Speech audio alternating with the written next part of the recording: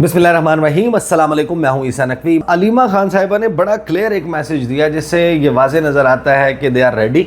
कि वो बातचीत के लिए तैयार हैं। और जब आप ये बात इस तरीके से पब्लिकली कहते हैं, फिर उसको तमाम टीवी स्क्रीन्स के ऊपर चलाया जाता है और उसके ऊपर फिर तबसरे होते हैं, उस पर टॉक शोज़ होते हैं, तो ज़ाहिर है कि ये एक एंग्जाइटी की बात है हुकूमत के लिए कि पाकिस्तान तहरीक इंसाफ जो है वो अब जिस तरीके से फ्रंट फुट पर आकर ओपन ऑफ़र्स जो है वो टॉक्स की कर रही है। और अलीमा खान साहिबा का ये कहना कि कुछ लोग के लिए तैयार है, ये इस बात की भी निशानदेही है समहाउ के फिल वक्त तो दरवाज़ा जो है उसको चटकनी लगी हुई है, लेकिन इसके ऊपर अभी ताला नहीं लगा। और ये दरवाज़ा अगर खुल गया मुज़ाकरात का तो हुकूमत के लिए परेशानी का सबब बन सकता है। और इसी वजह से एहसन इकबाल साहब ने आज एक बड़ा ही लंबा चौड़ा ट्वीट किया, और वो ट्वीट कम है, वो एक चार्ज शीट ज़्यादा है, जिसमें उन्होंने तहरीक इंसाफ का मवाजना पैरेलल्स ड्रॉ किए हैं इंडिया के साथ, नरेंद्र मोदी के साथ। उस पर आने से पहले मैं ये जब बात कर रहा हूँ कि ये एक तूफ़ान है, एक नया उबलता हुआ सियासी तूफ़ान है, उसकी वजह यह है कि चाहे अली अमीन गंडापुर हों, चाहे बहुत सारे लीडर्स हों, जिस पे पाकिस्तान तहरीक इंसाफ के बहुत सारे लोग सोशल मीडिया के ऊपर बैठे हुए या वर्कर्स ये समझते हैं कि ये विकेट के दोनों तरफ खेलने वाले हैं, ये डबल गेम करने वाले हैं। और अली अमीन गंडापुर ने तो ये एक मरतबा क्या भी दिया था कि विकेट के दूसरी तरफ भी पाकिस्तान है, इस तरफ भी पाकिस्तान है। तो ये जो विकेट के दोनों तरफ खेलने वाले लोग हैं, इसके हवाले से इमरान खान का भी एक बयान आ चुका। लेकिन उसके बावजूद अली अमीन गंडापुर के लहजे में अगर इस किस्म की तलखी या गुफ्तगू में इतनी तुंदी और इतनी तेज़ी आ चुकी है, तो इससे आपको अंदाज़ा होता है कि आने वाले दिनों में दोबारा वो जो मंजरनामा क्रिएट हुआ था इंडिया और पाकिस्तान की जंग के तनाजुर में, वो मंजरनामा बिल्कुल ही पसे पुश चला जाएगा। और फोर फ्रंट के ऊपर, फोर ग्राउंड में आपको सिर्फ़ और सिर्फ पाकिस्तान की सियासी मारा मारी नज़र आ रही होगी। यही वो उबलता हुआ सियासी तूफ़ान है। इसका इशारा आपको कहाँ मिलता है, ये सुनिए। गोलियां मारने का प्रोग्राम है और हमने देख लिया है, गोलियां मारी हैं आपने, इस दफा हम भी असले लेके आएंगे। चढ़िया इसलिए राना सनाउल्लाह ना मरे, राना सनाउल्लाह तो बैठा होता है घर में, हमारे से होते हैं पराए बच्चे और बच्चियां, हमारे पे होती है जिम्मेदारी। तुम जगह बता दो, वहाँ तुम आ जाओ, फिर हम बताएंगे कि बहादुर कौन है, असला किसके पास कितना है, कौन असले के जोर पे कितना कोई बहादुर। ये गुफ्तगू की फिर आगे उन्होंने जो बात की वो इस्टेब्लिशमेंट के हवाले से थी, फ़ौज के हवाले से थी, और आप कह सकते हैं कि ये सख्त गुफ्तगू थी जो एक मरतबा फिर अली अमीन गंडापुर करना शुरू हो चुके हैं। डाका मारा इमरान खान के मंदिर के ऊपर, उस बंदे को आपने जेल में डाला हुआ है, यहाँ केस नहीं लग रहे, जिनके कहने पे चल रहे हैं, जो इनको हुक्म दे रहे हैं, उन्होंने पहले मुल्क में मशरा लगा के मुल्क का तख्ता निकाला है। हुकूमत अपने कंट्रोल में, जब दिल किया बंदे छोड़े हुए हैं, उनको निकाला, हुकूमत गिरा दी। हुकूमत गिराने और बनाने का काम तो नहीं है,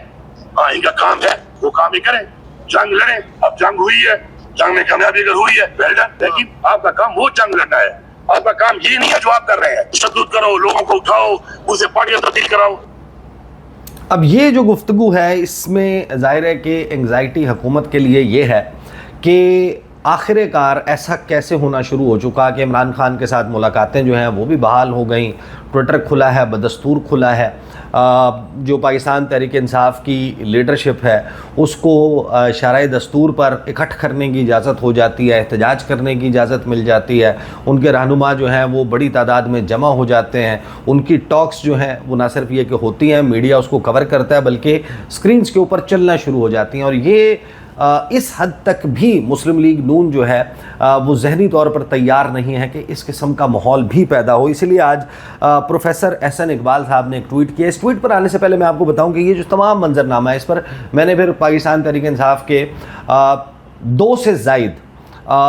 सीनियर रहनुमाओं के साथ बात की। वो लोग जो तहरीक इंसाफ की फ़ैसला साजी में शामिल होते हैं, बाखबर लोग हैं और उनको पता होता है कि क्या लेफ़्ट राइट चल रहा है। और उनसे मैंने जब ये पूछा कि क्या ज़ाहिर है कि मंजरनामे पर जो नज़र आ रहा होता है और बैकग्राउंड में अमूमन कुछ और चल रहा होता है, तो उन्होंने कहा कि हम बड़ी ज़िम्मेदारी से आपको ये बता सकते हैं और बिल्कुल ही अनएम्बिगुअस होकर, बग़ैर किसी लगी लिपटी रखे, बग़ैर किसी अबहाम के, कि इस वक्त जब हम बात कर रहे हैं मंगल 27 मई,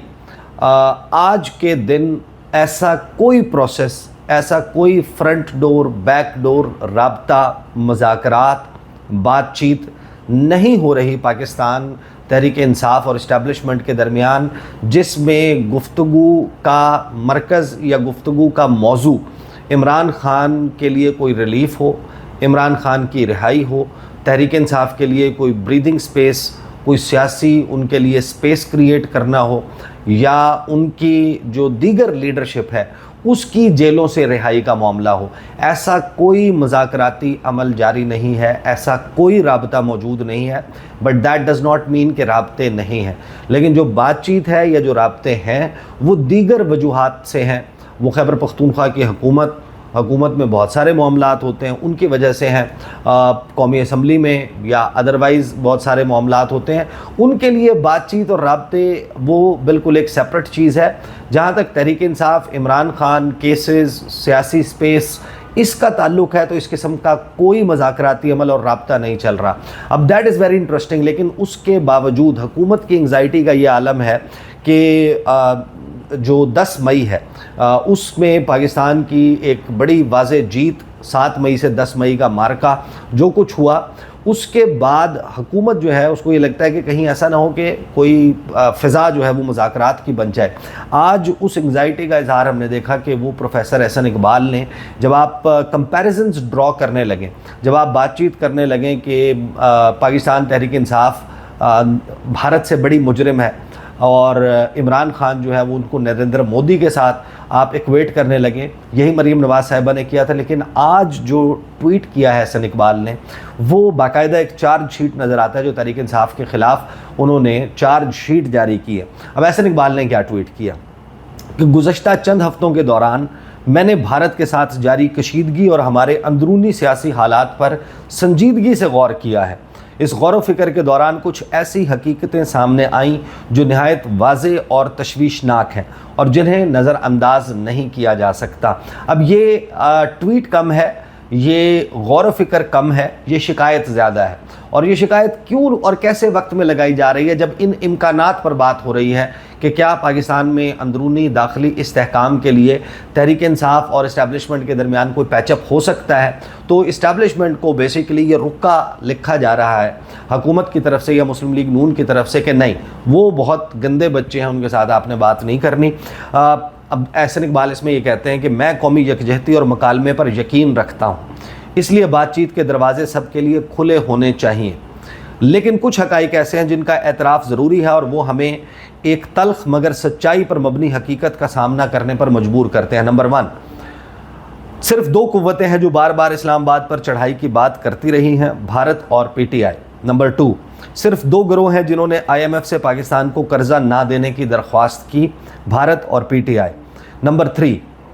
صرف 2 طاقتیں ہیں جنہوں نے ہمارے فوجی تنصیبات پر حملہ کیا، بھارت نے ہتھیاروں سے اور پی ٹی آئی نے پرتشدد ہجوم کے ذریعے. نمبر 4، صرف 2 عناصر ہیں جنہوں نے بیرونی ممالک خصوصاً امریکہ سے پاکستان پر پابندیاں لگوانے کی کوشش کی، بھارت اور پی ٹی آئی. نمبر 5، صرف 2 گروہ ہیں جو سوشل میڈیا پر مربوط مہمات کے ذریعے قوم کو مایوسی اور تقسیم کا شکار کر رہے ہیں، بھارت اور پی ٹی آئی. نمبر 6، اور صرف 2 قوتیں ہیں جنہوں نے ہماری مسلح افواج اور chief of army staff general Syed Asim Munir کے خلاف عالمی سطح پر بدنامی کی مہم چلائی، بھارت اور پی ٹی آئی. یہ محض اتفاقات نہیں بلکہ ایک واضح اور مسلسل رجحان کی نشاندہی کرتے ہیں. مفاہمت بلا شبہ ایک اعلیٰ مقصد ہے، لیکن جب اندرونی سیاسی قوتوں کے طرز عمل میں ایک بیرونی دشمن جیسی مماثلتیں پیدا ہو جائیں تو خاموشی جرم بن جاتی ہے. پاکستان کو اس وقت استحکام کی ضرورت ہے، اتحاد کی ضرورت ہے اور ایسی سیاست کی ضرورت ہے جو تعمیر پر مبنی ہو، تخریب پر نہیں. اب وقت آ گیا ہے کہ ہم حزب اختلاف اور ریاستی دشمنی کے درمیان ایک واضح لکیر کھینچیں. پی ٹی آئی کے کارکنان کو بھی سوچنا ہوگا کیا وہ اپنی قیادت کی اس ایجنڈے کا حصہ بننا چاہتے ہیں یا صرف پاکستان کے ساتھ کھڑے ہونا چاہتے ہیں. اب یہ ایک واضح دلیل ہے اس بات کی کہ حکومت کو کہیں نہ کہیں یہ انگزائٹی، یہ فکر، یہ وسوسہ، یہ واہمہ لاحق ہو چکا ہے کہ اس ماحول میں پاکستان تحریک انصاف اور پاکستان کے اداروں کے درمیان، طاقتور اداروں کے درمیان کہیں کوئی افہام و تفہیم نہ ہو جائے. اور اس افہام و تفہیم کا کیونکہ بالآخر نتیجہ یہ ہوگا کہ جو سپیس اس وقت ملی ہوئی ہے مسلم لیگ نون کو، وہ ممکنہ طور پر شرنک کر سکتی ہے.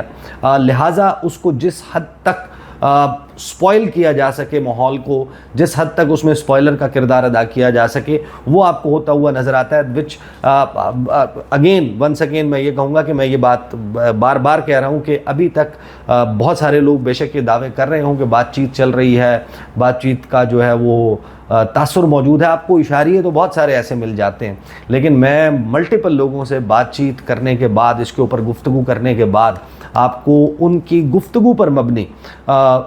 جو میرا مشاہدہ ہے یا انالیسز ہے، اس پہ میں بڑے کانفیڈنس سے آپ کو یہ بات کہہ سکتا ہوں کہ ایسا کچھ نہیں چل رہا. پاکستان تحریک انصاف کے اور اسٹیبلشمنٹ کے یا اداروں کے درمیان کوئی ایسی بات چیت نہیں چل رہی، کوئی ایسا دروازہ نہیں کھلا ہوا، کوئی ایسی کھڑکی نہیں ہے جیسے ٹھنڈی ہوا کے جھونکے آ رہے ہوں، کوئی ایسی بات چیت نہیں ہو رہی جس سے عمران خان کے لیے آپ سوچ سکیں کہ کوئی ریلیف ہے یا عمران خان کی رہائی جو ہے وہ ممکنہ طور پر ہو سکتی ہے. البتہ یہ ہم نے ماضی سے سبق ضرور سیکھا ہے کہ بہت ساری چیزیں جب آپ کو سرفیس پہ نظر آ رہی ہوتی ہیں، ایونچولی بعد میں کبھی کبھی ایسا بھی ہوتا ہے کہ کہانی کچھ اور کھلتی ہے. ایک وقت ایسا تھا مسلم لیگ نون جو ہے وہ تقریریں کرتی تھی، وہ ٹاک شوز میں بیٹھتے تھے، وہ بات چیت کرتے تھے، وہ یہ کہتے تھے اس وقت کی اسٹیبلشمنٹ کے متعلق، اس وقت کے آرمی چیف کے متعلق، DGI کے متعلق، ان کو تشبیہ دیتے تھے تاریخ کے بڑے ہی ظالم کرداروں کے ساتھ، اور بتاتے تھے کہ کیسے ان کے اوپر ظلم و ستم کے پہاڑ ٹوٹے ہوئے ہیں، جیل سیل میں چینی پھینک دی جاتی ہے، ٹارچر ہوتا ہے، ان کو سونے نہیں دیا جاتا، یہ کیا جاتا ہے، وہ کیا جاتا ہے. اور پھر بعد میں انہی لیڈرز نے اپنے منہ سے یہ بتایا کہ یہی وہ وقت تھا جس وقت ہمیں آفرز ہو رہی تھیں کہ پہلے سٹیپ پر آپ پنجاب لے لیں، اس کے بعد آپ مرکز میں آ جائیں. حکومتیں آفر ہو رہی تھیں، ڈیلز ہو رہی تھیں، اس میں ان کو ریلیف بھی دیا جا رہا تھا، اور سارا کچھ کیلکولیٹڈ تھا، ایک ڈرامہ تھا، ایک اسموک سکرین تھی جو لوگوں کی آنکھوں میں دھول جھونکنے کے لیے تھی، اور پیچھے پیچھے سارے معاملات جو ہیں وہ اس وقت کی اسٹیبلشمنٹ اور مسلم لیگ نون کے درمیان طے ہو رہے تھے. تو بہرحال